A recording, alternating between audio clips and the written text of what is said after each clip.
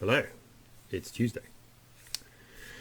As many of you know, one of the things I like to do, and that's good for me and good for my kind of mental health, my kind of spiritual well-being, just my sense of feeling rooted and grounded, is to do some hill walking, and not just to go for a day to find a place to go and have a sandwich and get in my car and come back, but my preference is to pack a tent and a rucksack full of things and to disappear somewhere into the hills for at least 2 nights. Most I've done is 5, but at least 2 nights, and to just go and to be alone or with a trusted friend up in the hills. One of the things that happens in the hills is that you need to make decisions, and sometimes you need to make decisions quickly. Sometimes the weather closes in fast, or you realize that you yourself or someone that you're with, or between you realize that you're tired, or even a bit of hypothermia might be setting in. You're on a snow slope that looks a little bit dodgy in terms of potentially avalanching, and you have to make decisions quite quickly about where you go and how you get off. Those things happen, and they need to be, in them you need to be decisive. You need to be clear. You need to be you can't hang about, basically. But there's another kind of decision making that happens on the hill that is about route finding, that feels very different from the reality of it. So when you're up in the mountains with a map and a compass and maybe some cloud, maybe not sure where you are, how far you've come, needing to just be quite sure that you are where you think you are, it can feel very pressured.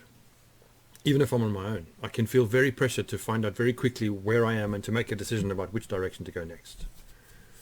When in fact, the long established wisdom is that you sit down, you put on some warm clothing if you need that, so you're comfortable for a while, and you take out your map and your route and your compass and anything else you might use to find your way, and you look around you and you try to make the map fit what you think you see around you. You move beyond the things that happen inside of us in all kinds of environments, but that happen on the mountains as well, where you try to impose on the map and the landscape around you the place you think you are, you see, and you start looking for things that actually aren't what they really are. And so you come across, if you're trudging up a mountain and not sure that you're on the right path, you come across a small patch of water, and you immediately assume that looking at the map it must be that tarn that's about halfway up the hill, when in fact your brain knows that the tarn is many times bigger than the puddle.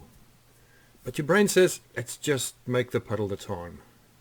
Now, it's immediately reassuring. It's a game that we play with ourselves on the hills. But the important thing is to take your time. Stop. Get a good look around you. Take good stock of where you've been and where you've got to, and then make a decision in an unhurried way. So today I want to talk a bit about patience. It's worth returning to the subject. I talked about it a little while ago in a different direction, but I want to just talk about what I think is one of the greatest signs of human maturity that we could possibly find inside of ourselves and grow and develop and nurture. It's one of the great spiritual gifts. In the scriptures we have it as a gift of the Spirit. Love, peace, patience, kindness, goodness, gentleness, faithfulness, humility, self-control, but patience in that list. And what is patience? Well, I think we've seen for the last couple of weeks a lot of wobbling. I know I've wobbled quite a bit. I know other people have wobbled too. And it's been good to talk about that wobbling and to have others talk about it with me. We're in a difficult moment. We've settled into lockdown. And whether we like it or not, however acute our anxiety might be about it, however we feel about it, it is what we know and what we do. But there is, of course, the beginnings of a hunger to move beyond it. In a bit like the beginnings of a long journey in the car, are quite exciting and interesting, but after a while your bum hurts a bit, the seat's a bit hard, it's stuffy, you start bickering, you get into a traffic jam, and all the shine gets taken off that. And the question then of how long it will take to get where we think we want to go begins to plant itself and grow in our hearts and our minds and our relationships even. Patience is a deep thing. Patience is not a feeling, I don't think. Patience, like many things that we confuse as feelings, like love, forgiveness, which wasn't necessarily a feeling, but we often associate feelings first with words like those, as though they are fundamentally on a foundation of emotion.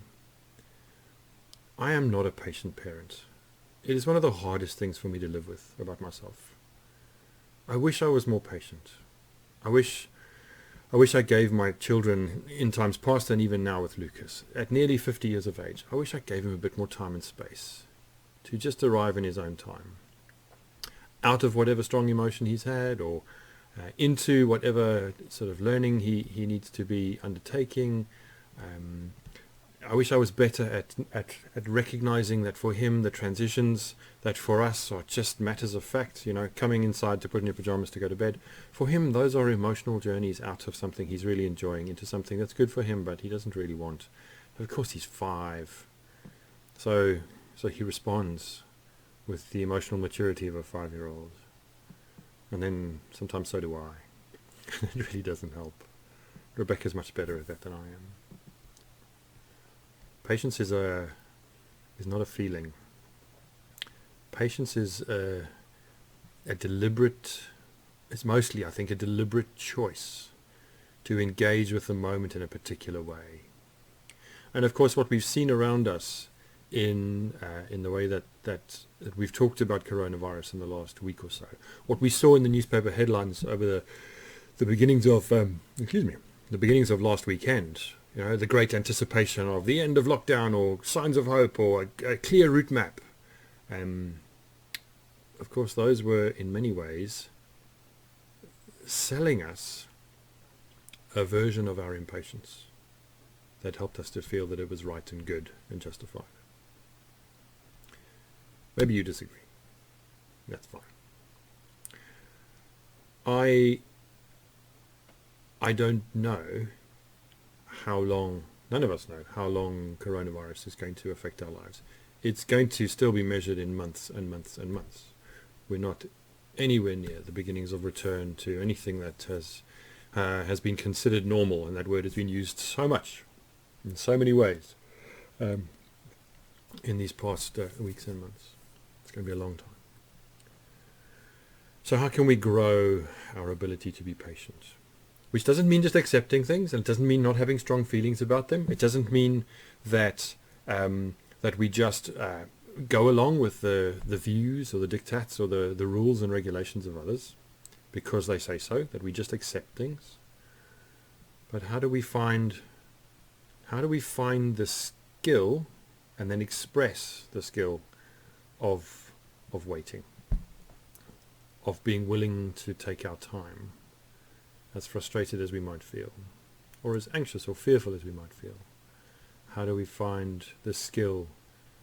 How do we grow the skill? How do we nurture the skill of, beyond our emotional response, taking our time and being in the moment? Yesterday I did some homeschooling. That's one thing Lucas and I do together quite happily, because he sits next to me here on his chair, and I've got 2 computer screens, so he has, we're on one of them. We put up some of his schoolwork, and some of it's quite fun, amazing little videos and all kinds of things that were never on the agenda when I was a child at school. And yesterday we, in a series of teachings this week's all about plants in Headlands Primary School reception year.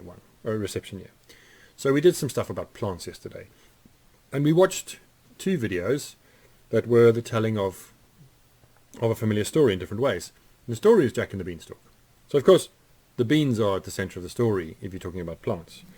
But it was quite interesting. The first version of it was quite humorous and lovely, and it twisted the story a bit.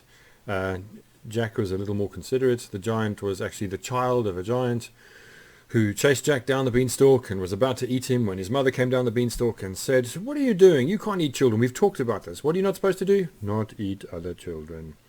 And of course Jack's mother comes out and says, "What? You stole his goose? We don't do that. You don't take other people's things. Give him back the goose." And Jack says, "I'm really sorry," and gives back the goose. And they all become friends and visit each other up and down the beanstalk.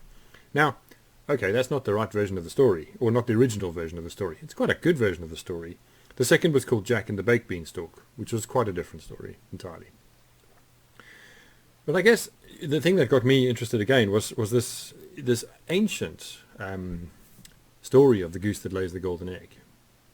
It's one of Aesop's fables, going back over 2,500 years. And the story, as you know, goes of someone who has a goose that lays a golden egg, discovers that and thinks, if I kill the goose, I can get all the little gold at once. Because they kill the goose, there's nothing inside, and the goose is dead. And they realize, as is the purpose of a fable, that what they needed to do was not be greedy. Now, it is about greed, but I think it's also about patience. And there are variations of the story in many, many cultures, from stories that have sort of wild birds that a bird keeper strangles because they spit gold. I don't know how you spit gold. I don't know how do birds spit anyway. All kinds of things to find out through the course of today. But the birds spit gold, the keeper strangles them, the catcher of them strangles them, and they're all dead. There's a version of the story that has the goose grow golden feathers, and the rule is only one feather a day. And of course they pluck all the feathers, and the next day the feathers are all just normal goose feathers. It's a powerful story. It's a really powerful illustration of the desire to grab hold of things and have them securely. Which isn't just about greed, but is about fear. But it is very powerfully a story about patience, about waiting, about today's golden egg, whatever it is, or lack of golden egg, being enough and waiting for tomorrow. And again, it's not about not being frustrated that there isn't a golden egg or wanting more golden eggs. Or I think so often we think that words like patience, words like love, they are about emotion. They're about the feeling, and they're not. They're not. I've long believed that one of the signs of maturity, of growing into adulthood through the rest of our lives, is that we don't have different feelings. We don't have different. We learn to make better decisions about what we do with our feelings. There's a whole branch of ethics that has as its philosophical kind of underpinning that feelings are morally neutral. Thoughts and attitudes are morally neutral. It is only when we enact them that they become moral or immoral. Now, I'm not sure about that either. But it really says feelings are abstract, aren't they? They sit in the background, and we make deliberate decisions. Or we make conscious or unconscious decisions about them. They either are our master or they are our mirror. They invite us to either react out of the things we know and the things we assume and the things that we haven't even thought about that are just part of us because of culture or upbringing or faith or experience, or they give us the opportunity to learn about ourselves. I don't know what you're impatient about today. I know that in a little while after I've done this and edited it and put it onto YouTube and then onto the various Facebook pages where it appears, I'll get Lucas's chair, he'll come and sit next to me and we'll do some more schoolwork. And today, like every day, I think that'll be quite easy because it's fun. But I do know that later today, he will be 5 years old. And I will have to choose to be 49. Or maybe even just 29. Maybe just a slightly less mature version of myself than I am in most of my life. I don't know. But he is, and all of my children have been, the shiniest mirror I've ever had to look into in terms of seeing my soul and knowing what's there, but also what isn't, or what needs to be grown and learnt and nurtured and chosen again and again and again until it becomes something that is much easier for me to choose because it's part of who I am in a way that previously I was not. So, a bit of a ramble today. I hope that's okay. It's only 15 minutes, so I'll stop now. But I wanted to talk about patience again, because I think so much of the shrillness of the agenda around us and coronavirus, understandably, is about what happens next. But we need to make space for everyone to be saying, I don't know. I don't know. If you didn't watch the MASH report, there was a really good piece on the MASH report, either the last one from Friday or the one before, I'm not sure. I watched both of them last night, about the phrase that our politicians have used. You know, we're following the science. And then Nish Kumar unpacks what science actually is and how much not knowing is part of the best science. There's so many things we don't know. And we need to be patient. And I don't know how you manage that. I know that I struggle. But I invite you today to think about all the things that there are to learn about yourself, in the way perhaps that you go about expressing your impatience, recognizing your impatience, dealing with your impatience, apologizing for your impatience, sometimes trusting your impatience. So do your best at being patient today, in whatever way that happens. And if you're not, spend a bit of time with what happened and what the reasons might be. And let's at least let this time help us to know ourselves that much better. And therefore, through some of the lessons that take a very long time to learn in our lives, become better people. Bless you. Have a great day, and I'll be back again tomorrow.